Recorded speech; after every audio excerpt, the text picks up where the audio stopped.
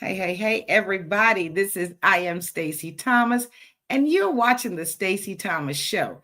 If you see Stacey looking everywhere but the cameras, it's because I want to make sure that we're live with our people over on Instagram and YouTube. Tonight, I have another awesome guest that's coming on. Her name is Dr. Bridgette Williams. Put a Ph.D. behind it when you put some respect on her name, okay? Let's welcome her to the stage. Stacey's tongue tied. Let's welcome her. Hey. Hey. How are you? I'm doing good. Thank you for coming on tonight. It is a joy to have you join me on tonight. I've been told, I'm going to be very honest with you. I was told that some of these Wednesdays need to go to Stacey Thomas and Stacey Thomas only. But I do enjoy when I have others that want to bless my platform. Thank you, Dr. Bridgette. Yes, ma'am. Anytime. Well, you're used to this, so we're going to start with this. We're Dr. Bridgette. Yes, ma'am. You are is it psychotherapist? Well, that's one of those interchangeable words. It's like, for example, when somebody says, I'm a counselor. Okay. Counselor and therapist is an interchangeable word. I think the much more professional, really, word is therapist. So, Dr. Bridgette, yes, you ma'am. are a therapist. You are an advocate. You are an author. You are a new podcaster / talk show host. Yes, ma'am. You are what some would say. Now, Stacey's not saying this. You are what some people would say might even be a troublemaker. Well, I don't know about that now. No, when I say troublemaker, I guess I need to tell people why I say that. Okay. You're that sister. You're one of those strong, intelligent sisters that when she speaks, she knows what she's talking about. And when something's wrong, whether it's political, federal, or local, you're that person that, hey, Stacey doesn't think you're a troublemaker. I say you're an advocate, but you got a way of shaking things up, Dr. Bridgette. I do. I will own that. My thing is this. If I see a problem, I'm going to find a way to fix it. You're going to find a way to fix it. That's how I am. As we would call, I don't want to say I'm a pot stirrer, but I'm a shaker and a mover. And when it's time to move some things, trust me, I love a challenge. You love a challenge. Yes, ma'am. Well, we have to be thankful that we have people like you. You know what I'm saying? Because we have so many people that want to say things and they won't say anything. They'll see something's wrong, but they're more worried about, and some people aren't worried about it, what could happen if I speak out. Some things are just worth speaking out for. And I want to, something I forgot to do, Dr. Bridgette, that I think is very important to put above this live that we're doing tonight is that you are an advocate for veteran widows, correct? Yes, I am. What I did, when my husband died unexpected in 2019, I mean, it was very unexpected. It's not like he was sick. He ended up dying. 3 days. Well, it was 3 days later. I took him off of life support and had to make that decision. But there were some things as a military widow that I had to go through. And so when you say the word military widow, first thing people are thinking is Gold Star member. Well, here's the deal with that. Not every military widow is a Gold Star member. Gold Star member means a lot of times that your spouse died in combat. The majority of our veterans, they don't really die in combat. The rest, the majority of them, they retire and they end up dying. Or when they retire, some are disabled. Like my husband, he was 90% disabled. Some are 100% disabled. Some, maybe 30% disabled. But my point is this. They normally just die. Now, not all rights and things are given to all military widows. So for example, if a spouse is to die in combat, it's an automatic thing that military widow get like $500,000 at $450,000. They automatically get that. Well, it's not like my husband that I was entitled to that. I didn't get that because he didn't die in combat. He may have been 90% disabled based on combat, but he was not. He didn't die in combat. So there's a distinguish between military widow and then we have a Gold Star member. Now that is now changing a little bit because they're making some changes as far as changing the verbiage of what they consider to be a Gold Star member. But my point was when I became, and I was not planning to become an advocate, but I started to Know What a Left Behind campaign. It was based on what I experienced and what I went through. So a good example would be is this. When my husband unexpectedly passed away, he had a truck. Now he also had a specialized license plate that reflected his years in the military. Like he was a Navy officer. He rode a lot of ships, and his license plate reflected his years and time in the rank and what he did in the military. Now, here was the deal. If I was living in Northern Virginia, and I went to DMV with his title of that truck, they would have told me, you can keep that license plate. Okay. Yeah. Okay. But I live in Spotsylvania County. And so the rule is here. When I went to DMV a year after he passed away, his tag was due to be renewed. And so what I did when I went to DMV, I let them know that my husband had passed away. You know, I had to have all them death certificates and everything else. And I remember the lady told me at the front desk, she said, look, she said, are you a veteran? I said, no, I'm not. I'm a widow. And she said, were you registered on the truck? I said, no, it was not. She said, the only way you keep this license plate is that you have to turn it in. I said, what are you talking about? She said, here in our area, if you are either a military person that was retired, or if your name was registered on the truck along with your spouse, that's how you're able to keep that license plate. Well, to me, I was very upset about that because I was like, this is crazy. They were going to make me turn anything in. Go ahead. Well, you said in Northern Virginia. Yes. For DMV, it's one way. Right. In Spotsylvania County, it's another way. Yes. Excuse my ignorance. That's okay. But the Department of Motor Vehicles is one entity in Virginia. So right. how do we have one locality saying one thing and another the other when they all should be following the same laws? Good question. So here's the deal.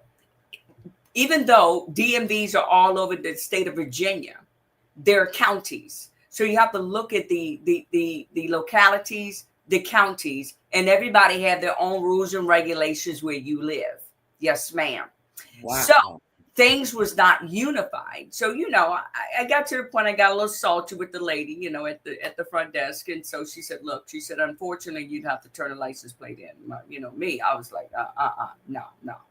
So I think I had like a couple of more months left on the license plate. And so she said, well, you know, I just want to make sure, you know, you turn that in. And I refused to give it to her. And I said, well, I still got a couple of more months. I will turn it in then at that time. So my decision, what I made a decision was, it was kind of, I think it was good timing. Now here we go. I am not a Democrat nor a Republican. I'm neither one. But, you know, I had a friend that was a Republican. And at the end of the day, you know, she felt that, you know, she saw some fire in me and she felt, you know what, I think you would be a great candidate to run as a delegate.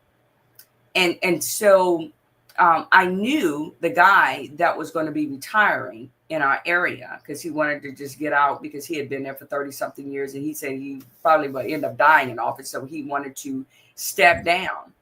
And so, you know, I told her I thought it was a great idea. But then when I thought about it, I said, look, I run a private practice. There's no way that I could run for office. So here's the deal. There was a guy that lived in my neighborhood.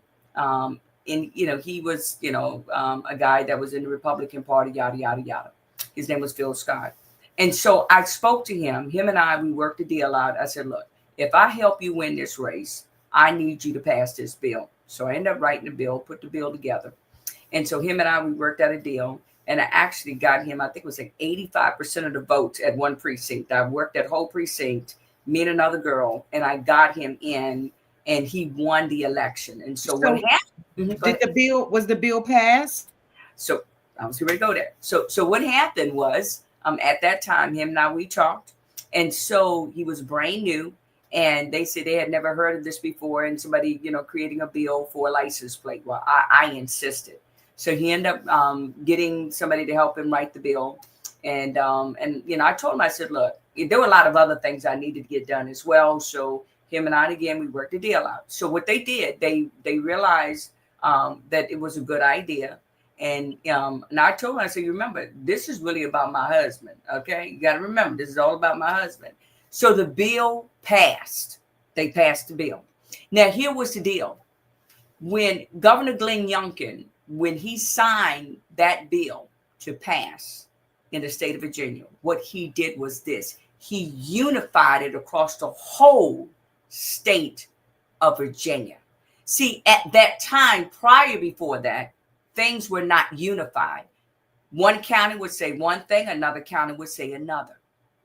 This time when he signed it, it's unified across the whole state of Virginia. So at that point, I started a movement where now all military widows and widowers, if their spouse is in the military and they served and they had a disabled veteran license plate, if they had a specialized customized military license plate, we no longer have to be in the military. And matter of fact, our names don't even have to be on the automobile. They made it so that it was unified across the whole state of Virginia when he signed the bill. Wow. So let me ask you this. Yes. I know if a lawmaker signs a bill, puts a bill out, it's a big deal. Yes. Did you receive recognition for being the one to create this bill? What? Good question. So here was the deal. Now, you remember I told you about the friend originally that wanted me to run, and I really wanted to run, and I am on the fence right now. I'm still thinking about running at this point. But here was the deal. Homeboy decided that he got so excited about it, and I did not go to one of these Republican meetings that night. He showed up. He's a brand new rookie, delegate. And at the end of the day, this is what happened. Apparently, my friend was there that night. And he came up and said, yeah, I created this bill and yada, yada, yada. And such, so. And I didn't know anything about it. And she said, and then now my friend, she's an older lady. And she went up to him and she said, you are wrong. That bill was done by Dr. Bridgette Williams, and you gave her no credit. And that really was about her husband. She lit him up and she sent me a text. And at this time, I wrote a letter to the governor, because the next minute I see him in the governor's office, and the governor, he's standing next to the governor while he's signing the bill. So me, honey, I jumped up, got up on the computer, honey, never touch a black woman with a Ph.D, baby. I was plucking my life away. Honey, I lit that keyboard up and I sent it to him. And I told the governor, I said, I gave him the whole story about what happened to my husband, yada, yada, yada, this, that, and the other. And you can Google my name in and you'll see, you can put in Dr. Bridgette Williams and Governor Glenn Youngkin, and you see this big old picture, this elaborate picture of me standing, the governor. I'm looking up to the governor, and he did an honor. He did a whole major celebration and honor in my husband's name. And so at that time, now I got homeboy, well, that ain't true. That's not true. I did give you credit. And so, he was kissing my feet at that time. I'm dead serious. It was crazy. And so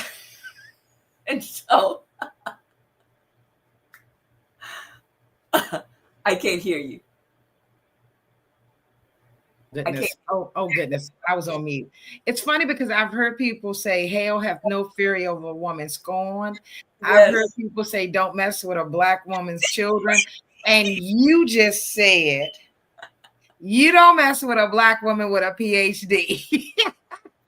Honey, I was on that keyboard like lightning smoke, honey. I'm dead serious. I was dead serious. And so he did a lot. And so we end up coming up with another bill. And again, that was again dealing with the other extra license plates. We did that. And then there was another picture that me stayed up next to the governor, and I got recognition for that. Then I end up giving him another bill that I literally wrote the bill in my office, and they gave it to him. I was making this guy look good. Gave him the bill, wrote it up. All you got to do is carry it. And this was a mental health bill. And so, in the state of Virginia, we have to take a test just to get out of college. Right. We have to take a test. And then I don't understand why we have to take another test. Now we got to go through the board of counsel, take another test, the same exact test that we took to get out of college. Well, me, here we go. I'm fired up again. I don't want to say I'm a troublemaker, but I'm a trailblazer. Look, I'm just saying what they saying. I'm only kidding. I know you're not a troublemaker. That's okay. So what I did was I ended up writing a whole bill for mental health. And he carried that bill for two years. He couldn't get the bill through. Now, here was the thing I did not know. Now, another delegate, his name was, can't think of the guy's name right now. Oh, Lord. We have Josh Cole. He lost his seat the first time. He made it back in. And I remember that day on a Saturday, he was at the library, and they were, it was a bunch of them that was representing what they was running for, this, that, and the other. And I went up to him. And again, I'm not a Democrat nor a Republican. I'm neither one. But I went up to him and I talked to him. And he said, when I said something to him about the bill, and he was like, well, I'm trying to get back in, blah, blah, blah, blah. And he said, that bill sounds familiar. And he got to thinking about it. And he said, look, Dr. Williams, if I win my seat, I promise you this. I'm coming to your office and I'm going to carry that bill. I said, you sure? He said, I promise you, if I win this seat back, I'm coming to your office and I'm gonna carry that bill. Lo and behold, homeboy won that seat. He came directly into my office looking for me. And we sat down and he said, now I remember that was your bill. I didn't know that was your bill. He said, oh, we shot that whole bill down. We shot that whole bill down. He said, because we didn't really like Phil Scott. And we just shot down all his bills. He said, but I didn't realize that was your bill. I said, well, thank you very much. I appreciate that. He said, but there's something else I want you to see. The young man went and had a tablet and he came in and he said, look,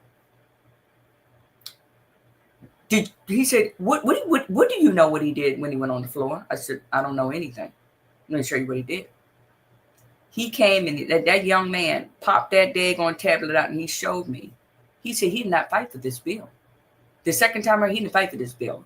He said, matter of fact, he just threw that bill on the floor and all he did was said a few things about the bill and he let the board of counsel come and shoot the bill down and he did nothing about it. So from going through all of this and learning things from it, so any bills you do in the future, will you be presenting them directly yourself to the person they need to go to, or will you still try to make good and help another individual out as they run through all?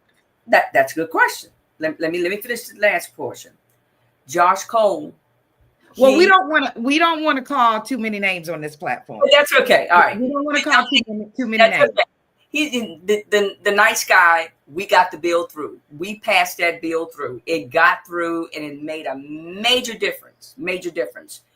I just I wrote another bill and gave him another bill. And he had that bill now. And that bill, he said, look, I will see you when you come to the General Assembly to speak on that bill. I got people coming with me and we're going to fight for that bill. Oh, wow. What would you say well, first of all, congratulations, right? It's always nice to know that we have people fighting for us. I always say, if you don't fight for what I fight for, fight for somebody or something. Amen. What would you say to citizens now that are sitting there and they have things that they really want to make a change, it's not, they're not sitting there because they're scared. They're sitting there because they don't know where to start. If there's someone that feels like there's a bill that needs to be passed, what advice would you give to them? Well, first of all, you need to know exactly what you're going to fight for. Okay. Number two, at least have a framework when you give it to any delegate. Have a framework for it. Hey, look, this is what I'm trying to do. Because guess what? Do you realize delegates need the constituents' information? Because that's how they pass bills. Because a lot of times, either they know what they're going to pass, or what they do, they listen to the citizens and then they create the bill. Okay. A lot of times, most people, they may not know how to. I mean, I just happened to learn how to put the verbs together. That's just what that was. But most people don't know how to put the verbiage together. Take it to a delegate, tell them what you want, and they say, you know what, let me see. And they have attorneys that they work with, and the attorney would say, this is workable or it's not workable. Or, hey, look, we can do this, but we can't do this. Okay. Wow. Yes, so ma'am. you've named two things that you were advocating for. Yes, ma'am. And we've touched base on the widows of veterans. Yes, mental health. Mm-hmm. Tell me, when it comes to mental health, why do you think it's a very important thing in this country now to fight for that? Are we not trusting the doctors to do what they do, or? Well, number one, we have a shortage. We have a shortage in mental health therapists. We have a shortage in psychiatrists. We have a shortage in hospitalizations. It's pretty bad. Do you know the people who struggle the most right now in our country, and what generation is struggling the most? And I was profound. Well, I'm not, but then I was. They call them Gen Zers, or they call them Gen Zoomers. They're the ones who are struggling the most right now, because they have the most lack of communication, contact with other people. Think about it. They deal with a lot of social bullying online. They're dealing with a lot of peer pressure. They have a lot of depression. They have a lot of anxiety. Think about this. Think about how the world has changed. Like, I'm a Generation X. Half the stuff that we're dealing with now, we never had to deal with. So mental health right now, it's a major crisis. Also, drug addiction is a high crisis right now as well. We have the fentanyl crisis that's going on right now. We still have a shortage in substance abuse. We need to also advocate and fight for that right now. That's what my other bill is fighting about right now as well, is dealing with the substance abuse and seeing if I can make a change in that particular area. We need therapists like yesterday. We need a lot, because we are struggling right now in our country. And that's why I'm so concerned. Just like when we had that government shutdown, people were struggling. You remember in the beginning of the year when people lost their jobs. I'm an EAP provider. I had a lot of people that when the government shut down, or when they were fired from their jobs, I was doing a lot of talking to them, because people had lost their jobs and they were at their wits' end. So I'm very concerned where our country is going and how people are struggling psychologically. The finances are out the roof. So it is critical. It is critical right now that we make sure that we have a lot of mental health services, but there's a shortage. There is a major shortage in that particular area. Right. That's sad, because so much is going on now. I remember, and I'm not sure if you know her, but I had another therapist on that was talking about, she said something that surprised me.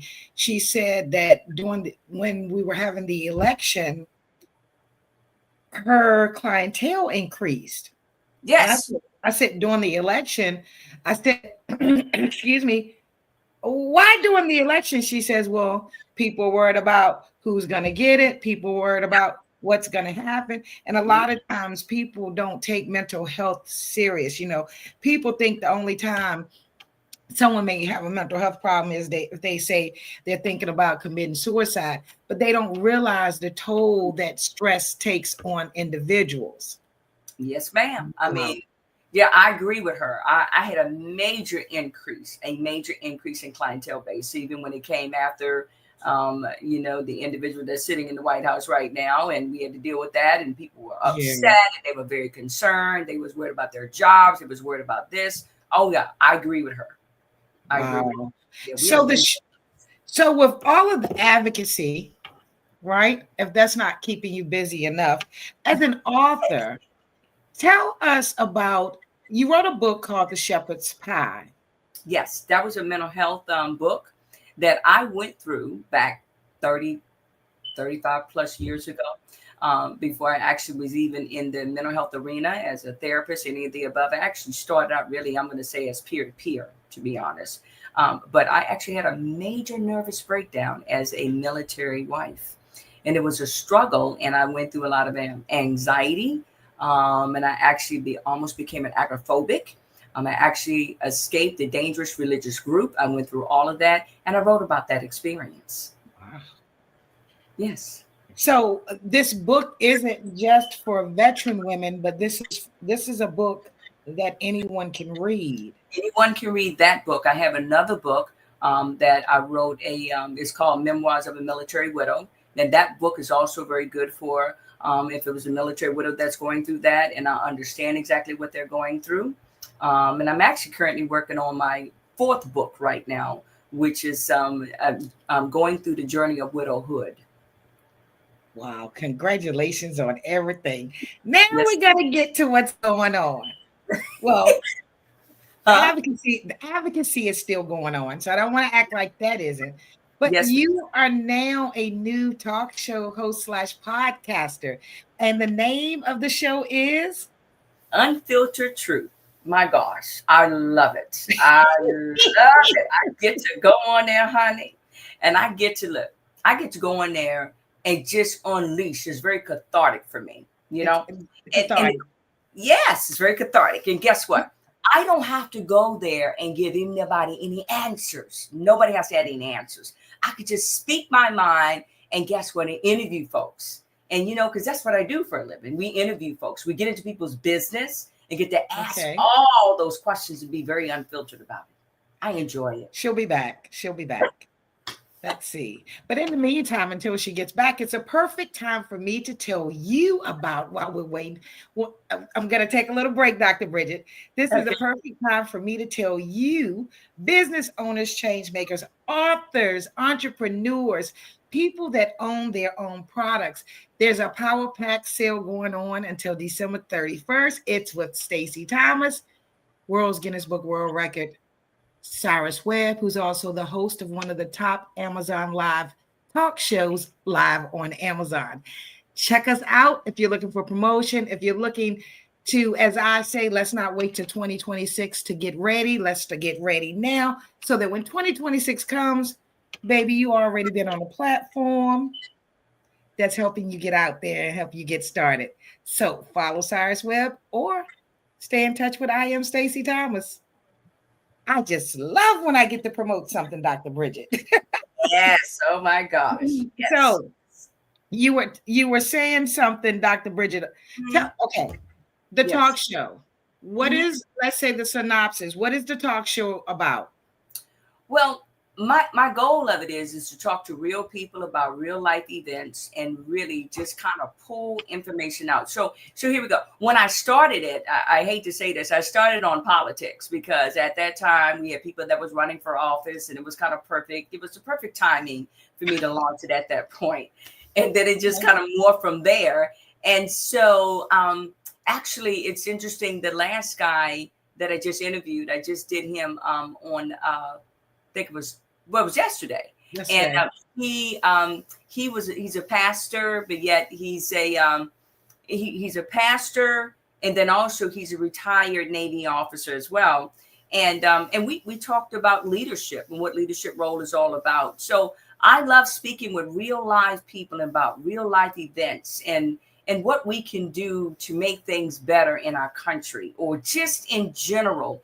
Now we're moving towards mental health. I'm getting into relationships. I'm going to do some commentary things. So to me, again, it's very cathartic for me, and it gives me a change in what I do right now. Sounds great. I'm seeing a couple. You're laughing. What you think? What you think now? I've seen a couple. I think it's a great show. You will have someone almost on the edge of their seat wondering what's coming next. You may even have someone say, No, she didn't. But it's good. Well, you know, here's my thing, Stacey. This is where I really want to go. Okay. I love to do a live audience. You would? Okay. Yes, I'm aiming towards a live audience. Okay. Yes, ma'am. I guess that would depend on what topic you're going to be discussing. I'm Um, not sure. I'm gonna, you know what? I might be brave enough as I be saying, I'm like, look, if I get on stage, I'm gonna make sure I have a pair of sneakers sitting up on stage because I'm gonna let them know it's getting ready to get hot up in here like Nelly. And just remember, honey, I'm slim and I'm limber. And trust me, when you may not like what I got to say, just remember the girl can run. Okay, the girl can. I say that because I said, you know, you might have some conversation going on. You saying one thing, the other person saying another thing, and got people out in the audience. They agree with you with them, but you know, I think it would be great if you did a live show. Mm-hmm. Congratulations once again. Before we go, let's see. Oh, so we had Nikki Knack. I'm not sure who Nikki Knack is. Who is that? It's no, Nick Knack. Nick Knack. I've seen that name before. He says something about DMV. I'm not sure, that popped up earlier. And then I saw another one. My favorite aunt, not the lady people say is my twin, and I will not disagree. Shout out to my Aunt Janet. I love her. Right.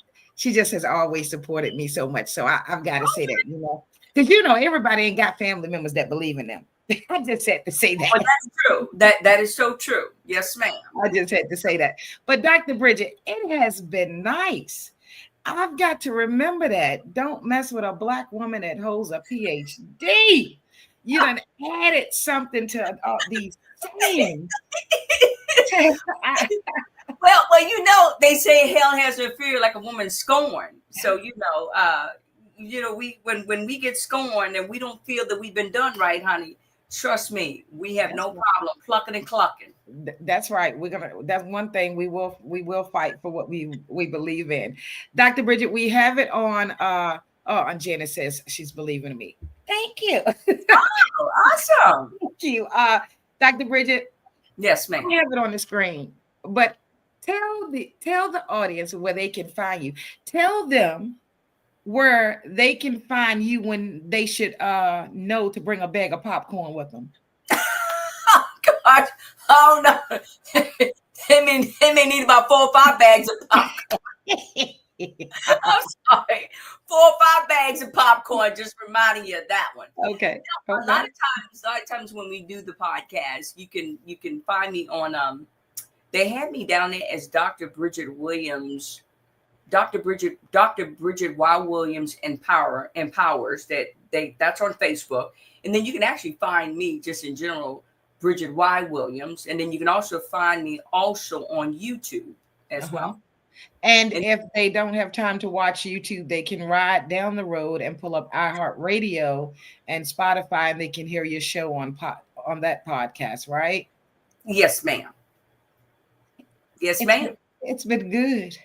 Yes. And you know, honey, this has been an adventure for me. As I was telling a client today, and she's another military widow, I said, you know what?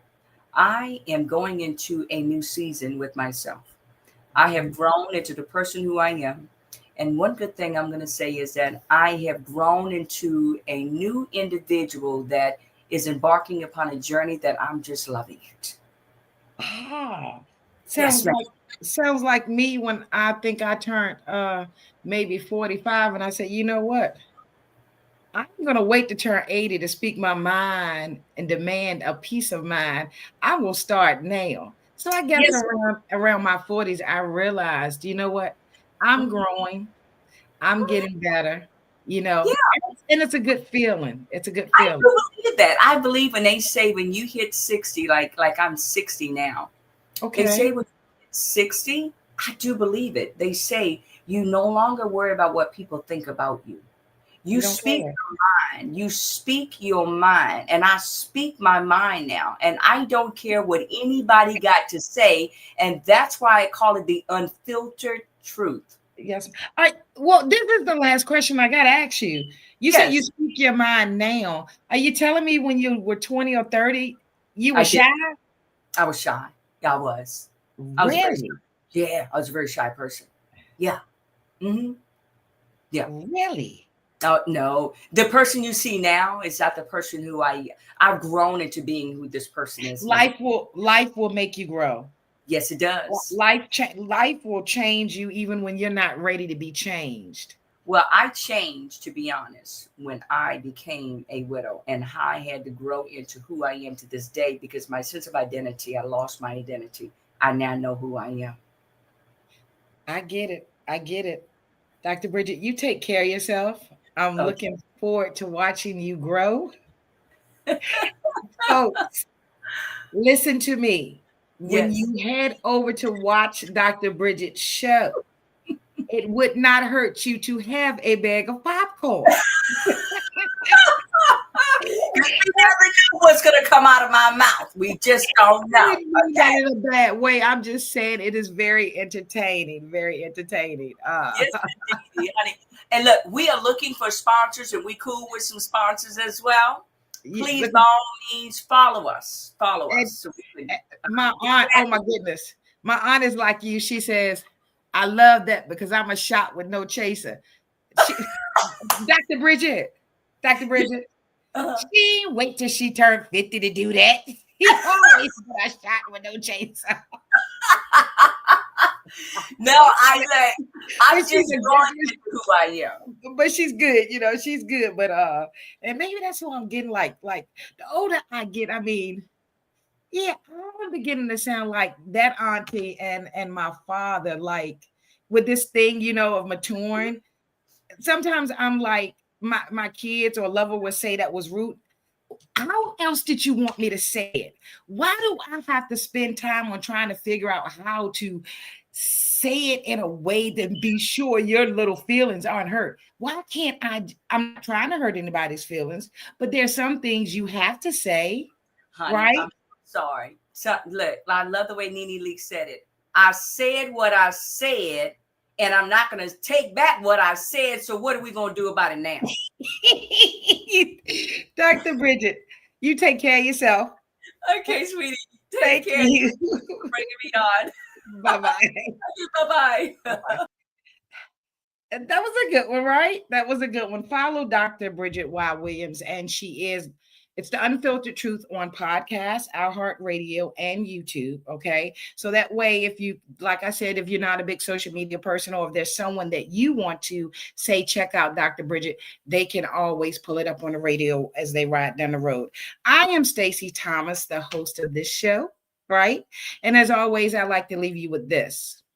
First things first, let's be thankful. Don't forget to send up your thank you. Second thing is, don't stress too much about yesterday.